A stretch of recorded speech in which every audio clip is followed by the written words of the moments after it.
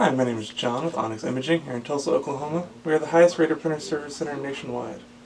If you're interested in learning how to receive free labor on all of your service calls, as well as how to qualify for free printer upgrades, contact us today. We are here for all of your printer and office supply needs. Today we're going to be working on this HP CM1312 printer, and the complaint we were having was that whenever they're using the top document feeder, they were getting lines and defects on their pages, and that indicates there's something dirty on the scanner glass. So if you open up the scanner, you'll see that there's actually two separate pieces of glass underneath the scanner.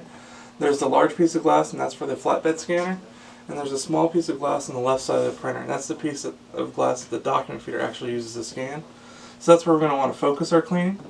In order to clean it, we're going to use a lint-free cloth and your favorite glass cleaner. If you don't have any glass cleaner, you can use rubbing alcohol, but glass cleaner is preferred. And you're going to want to apply the cleaner directly to your cloth, never to the printer. If you apply the cleaner to the printer, there's a good possibility that it can leak underneath the glass and cause a lot more problems. So please always apply your cleaner directly to your cloth and never on the printer.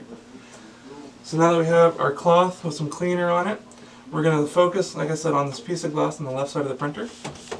And we're just going to try to make sure that there's no ink, whiteout, tape, anything like that. Those are all really common things that you find kind of built up on here. So we're just going to clean it really well until you're happy with the results. And then while we're here, we'll go and just wipe off the flatbed scanner, just because they're really prone to their fingerprints and things like that.